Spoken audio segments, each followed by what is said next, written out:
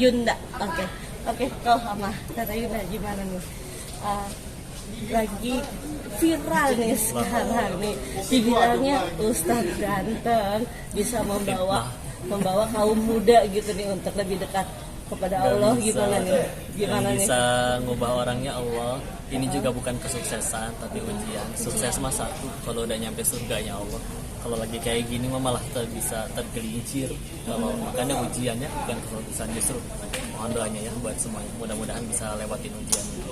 Oke, tapi gini mana maksudnya?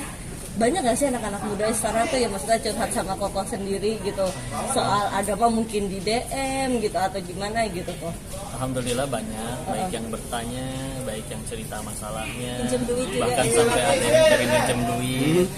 Kadang nggak nanggung-nanggung ya, sekalinya DM pinjam duit dong berapa ratus juta. 300 juta. Wow. Semoga Allah mampukan lah ya. Tapi ya sedang diuji setiap hamba oleh Allah dengan masalahnya masing-masing.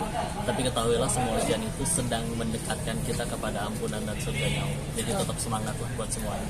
Oke, kok maksudnya awal mulanya gimana sih kok bersedia kan saya bisa dikenal teman-teman masyarakat gitu dan netizen gitu kok? Allah ya yang uji ya. Awalnya mah bikin Iseng TikTok. ya, bikin TikTok iseng. Karena sudah banyak dukungan dari teman-teman. Karena di sana ya orang ngaji belum tentu sepekan sekali, sedangkan lihat TikTok, lihat medsos itu setiap hari, bahkan bisa jadi setiap jam. Maka perang pemikirannya kan di situ. Di sana ada yang ngajakin maksiat, kalau di situ juga nggak ada yang ngajakin ke yang baik-baik. Ya nanti kasihan yang teman-teman yang lain. Jadi akhirnya bikin atas izin Allah, baru bikin sebentar ya. Udah tahu-tahu segitu udah followernya, itu paling baru berapa bulan? Baru sekitar 4-5 bulan. Mendalami ilmu agama tuh dari kapan sih kok sebenarnya atau gimana kok bisa cerita? Jujur waktu pulang dari Thailand aja, itu dari 2017 dengan para guru-guru di Bogor yang Masya Allah semoga bisa jadi pahala jariah bagi mereka. Tapi mungkin tempat dan sosok yang diketahui publik ya salah satunya di Darut Tauhid, di tempatnya Algi. Oh, di tempatnya. Di situ sempat ya mondok ya, nyantri sampai sekitar 2 tahun. Oke. Kalau Teh Ida nih istri, oke. Teh, Saya iya, maaf. siap.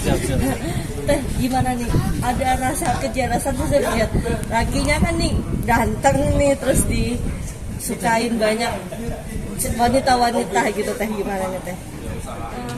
Alhamdulillah, aku nggak ada perasaan jelas sama sekali ya, karena memang guru tuh selalu ngingetin bahwasannya diri kita sendiri aja bukan milik kita, apalagi ketika kita punya suami, Allah titipkan ilmu, berarti kan dia punya amanah dan tanggung jawab untuk menyampaikan kebenaran di tengah-tengah umat, jadi manfaat. Karena kan dikatakan kalau menurut kepercayaan Muslim dalam salah satu hadis yang sahih ya Bu ya, khairun nas anfa'uhum linnas, sebaik-baik kalian itu adalah yang paling banyak manfaatnya untuk orang lain. Nah, ketika aku melihat suamiku diuji ada ilmu, diberikan amanah ilmu, ya biarin aja gitu. Maksudnya jadi manfaat buat orang, malah aku seneng kayak gitu. Gak ada perasaan jelas ya.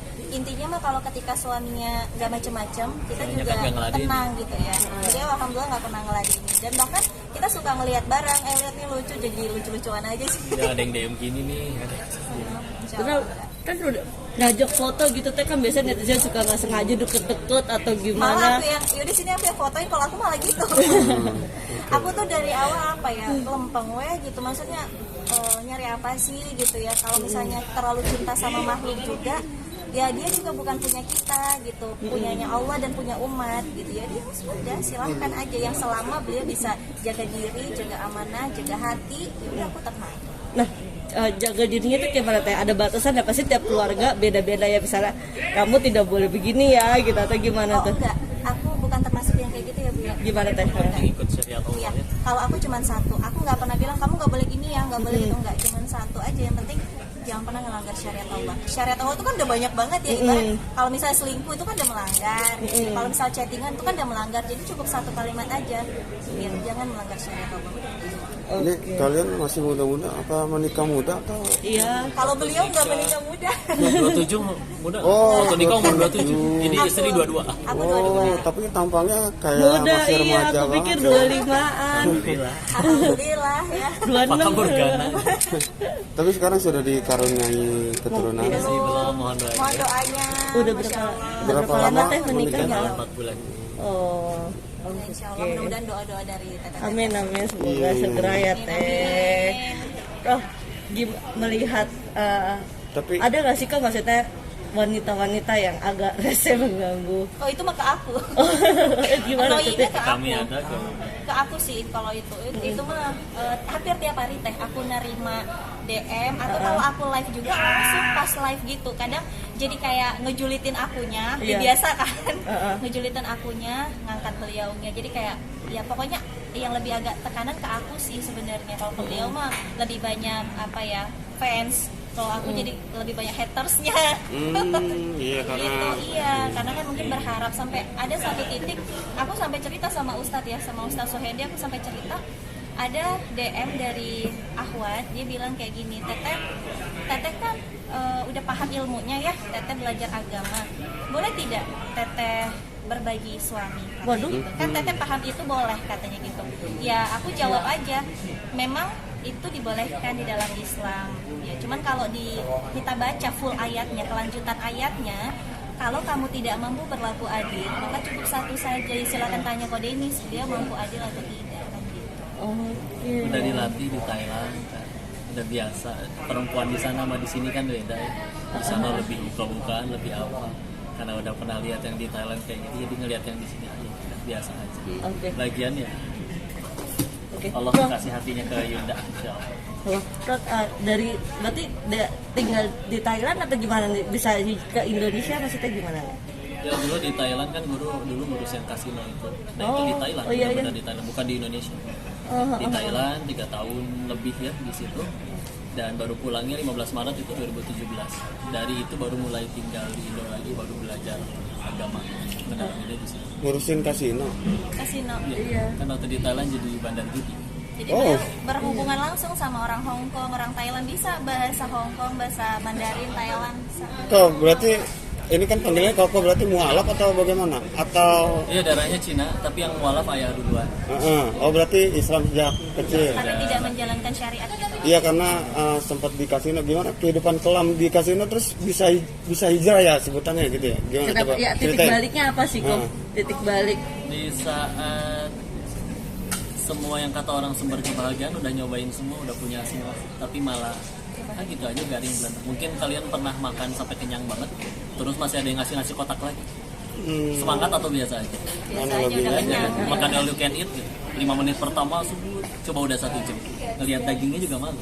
Jadi di sana udah nyampe di tingkatan terima duit berapa puluh juta sehari. Ya. Apa sih kok malah biasa aja. Dan para bos-bos yang kami kalau ngobrol di sana, yang beberapa sebagian dari mereka lebih tinggi, sampai miliaran lebih banyak.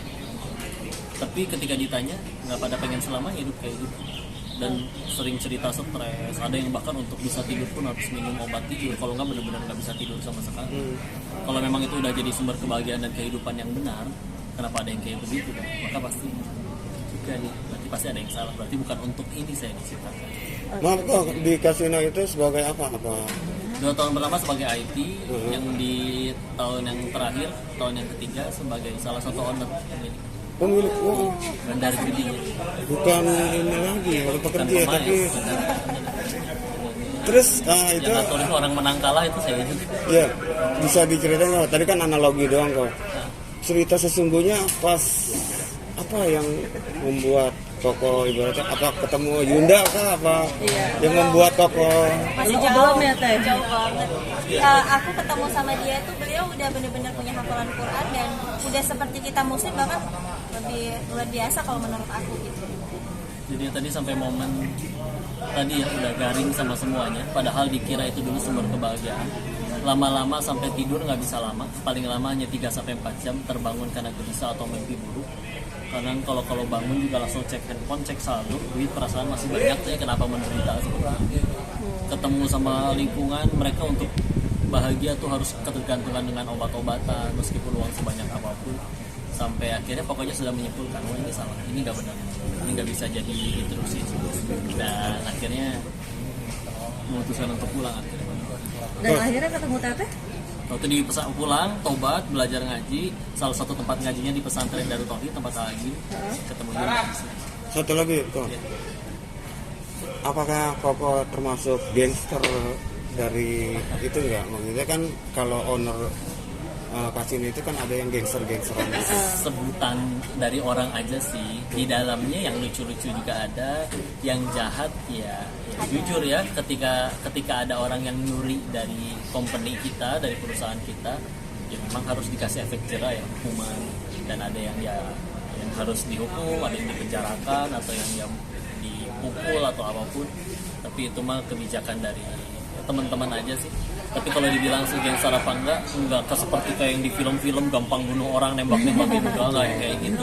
Kami mah kesana niatnya ya nyari duit, walaupun dari bisnis yang haram, dan bukan sampai yang kemana-mana bawa pistol, gaya-gayaan sih enggak nyampe kayak gitu. Tapi emang iya, bisnisnya ngelanggar hukum dan berurusan dengan hukum ya iya. Berarti sama saya sekarang Saribas itu sudah tidak berhubungan lagi dengan kasino atau Udah nggak ada sama sekali. ya. Tapi paling kalau teman-teman yang dulu pernah kerja di sana atau bahkan ada yang masih kerja, ya masih kadang ngobrol-ngobrol karena ya teman aja. Kadang Berhubungan mereka baik justru ya, nanya-nanya ya. Nah.